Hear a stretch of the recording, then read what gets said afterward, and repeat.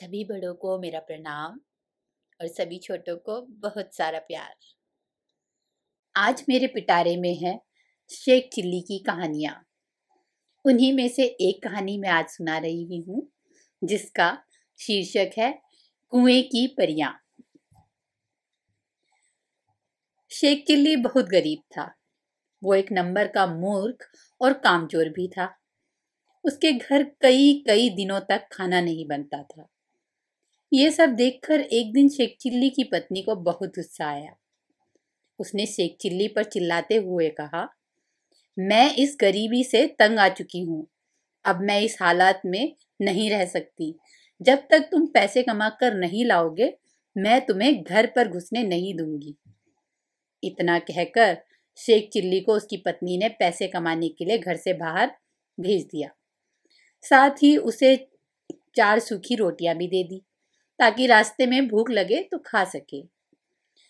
Sheikh chilli पत्नी के गुस्से से डरकर काम की तलाश में घर से निकल पड़ा। शेख चिल्ली सबसे पहले अपने गांव के साहूकार के पास गया। उसने सोचा कि साहूकार उसे जरूर काम पर रख लेगा, लेकिन उल्टा साहूकार ने उसे डांट कर भगा दिया। इसके बाद शेख चिल्ली काम की तलाश में एक गांव से दूसरे गांव में भटकता रहा, लेकिन घर वापस नहीं गया क्योंकि पत्नी ने गुस्से में कहा था कि बिना नौकरी के घर वापस मत आना। जब शेख चिल्ली चलते चलते बहुत थक गया तो पास में एक कुएं को देखकर उसके चबूतरे पर जाकर बैठ गया। अब उसे तेज भूख भी लग रही थी, तो उसने अपनी पोटली से सूखी रोटियां बाहर निकाली, लेकिन उसे इतनी तेज भूख लगी कि इन 4 रोटियों से उसका पेट नहीं भरा। रोटियों को देखकर वो बार बार सोचने लगा कि अगर सारी रोटियां उसने अभी खा ली तो बाद में क्या करेगा। इसी उधेड़-बुन में शेख चिल्ली हर बार रोटियों की पोटली को निकाल कर गिनता और वापस अंदर रख देता। आखिर में जब उसे कुछ नहीं सूझा तो उसने कुएं के देवता से मदद मांगने की सोची। वो कुएं के सामने हाथ जोड़कर खड़ा हो गया और बोला, हे प्रभु, अब आप ही मदद करो। मुझे तो तेज भूख लगी है, लेकिन 4 रोटियों से मेरा पेट नहीं भरने वाला, और इन रोटियों को अभी खा लिया तो कल क्या खाऊंगा। मुझे तो अभी कोई नौकरी भी नहीं मिली है। अब तुम ही बताओ कि मैं क्या करूं। 1 खाऊं, 2 खाऊं, 3 खाऊं या चारों खा जाऊं। अब उस कुएं में से कोई देवता तो रहता नहीं था जो उसके सवालों का जवाब देता। उल्टा कुएं में 4 परियां रहती थी जो शेख चिल्ली की बातें सुनकर डर गई। उन्हें लगा कि कुएं के बाहर कोई राक्षस आया है जो उन्हें खा जाएगा। बस इसी डर के मारे चारों परियां राक्षस से दया की भीख मांगते हुए कुएं से बाहर निकल आई। कुएं से बाहर आते ही उन्होंने शेख चिल्ली के आगे हाथ जोड़कर कहा, हे राक्षस राज, आप बहुत शक्तिशाली हैं। आप बेवजह चारों को खाने के बारे में सोच रहे हैं। अगर आप हम पर दया करें तो हम आपको कुछ ऐसी चीजें दे सकती हैं जो आपको बहुत काम आएंगी।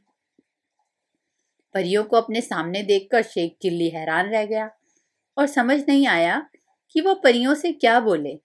शेख चिल्ली को चुप देखकर परियों ने समझा कि राक्षस राज ने उनकी बात मान ली है। इसलिए उन्होंने शेख चिल्ली को एक कठपुतला और एक कटोरा देते हुए कहा, हे राक्षस राज, यह कठपुतला आपकी हर बात मानेगा। आप जो कहेंगे वो वही करेगा, और कटोरा आप जो खाना चाहेंगे वो आपके खाने के लिए ला देगा। यह कहकर परियां कुएं में वापस चली गई। यह सुनकर शेख चिल्ली बहुत खुश हुआ और सोचा कि अब उसे घर वापस चले जाना चाहिए। यह सारी चीजें देखकर उसकी पत्नी बहुत खुश हो जाएगी। लेकिन तब तक बहुत रात हो चुकी थी, इसलिए वो पास के एक गांव पहुंचा। वहां उसने एक आदमी को रात भर के लिए अपने घर में ठहरने की प्रार्थना की। उसने वादा किया कि इसके बदले वो उसे और उसके परिवार को अच्छी अच्छी मिठाइयाँ और पकवान खिलाएगा। यह सुनकर वह व्यक्ति शेख चिल्ली को अपने साथ घर के अंदर ले गया। जब घर के सभी सदस्य एक कमरे में बैठे हुए थे, तभी शेख चिल्ली ने अपना कटोरा निकाला और उसे तरह तरह की मिठाइयाँ और स्वादिष्ट खाना देने के लिए कहा। इतना कहते ही वहां मिठाइयाँ और तरह तरह के व्यंजन का ढेर लग गया। जब सभी ने पेट भरकर खाना खा लिया तो घर के मालिक की पत्नी बर्तन साफ करने के लिए जाने लगी, लेकिन शेख चिल्ली ने उसे रोक दिया और कहा कि मेरा कठपुतला ये सारे बर्तन साफ कर देगा। इतना कहना भर था कि कठपुतले ने चुटकियों में सारे बर्तन साफ कर दिए। शेख चिल्ली के कटोरे और कठपुतले का कमाल देखकर घर के मालिक और उसकी पत्नी के मन में लालच आ गया। फिर शेख चिल्ली के सोते ही उन्होंने एक झोले से सारी चीजें चुरा ली और उनकी जगह नकली कटोरा और कठपुतला रख दिया। अगली सुबह शेख चिल्ली उठा और हाथ मुंह धोकर झोला उठाकर घर की ओर चल दिया। घर पहुंचते ही उसने पत्नी के सामने बड़ी बड़ी डींगे मारना शुरू कर दिया। शेख चिल्ली बोला, भाग्यवान, अब तुम्हें कोई भी काम करने की जरूरत नहीं है और ना ही खाने पीने की चिंता करने की जरूरत। तुम जो कहोगी वो काम ये कठपुतला कर देगा और जो खाना चाहोगी उससे एक कटोरा तुम्हारे सामने ला देगा। लेकिन शेख चिल्ली की पत्नी को उसकी बातों पर बिल्कुल भी विश्वास नहीं हुआ। उसने कहा, मैं नहीं मानती, तुम साबित करके दिखाओ।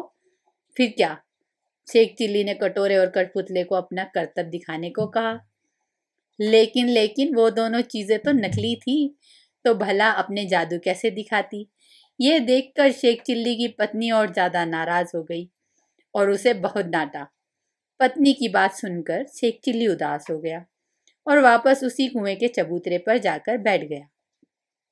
उसे कुछ सूझ नहीं रहा था कि क्या करे और फूट फूट कर रोने लगा।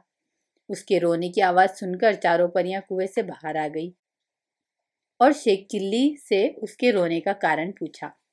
शेख चिल्ली ने सारी कहानी उन्हें कह सुनाई। उसकी बात सुनकर परियों को हंसी आ गई।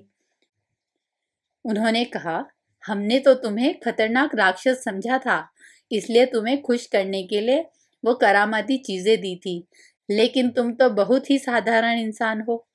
तुम परेशान मत हो, हम तुम्हारी मदद करेंगी।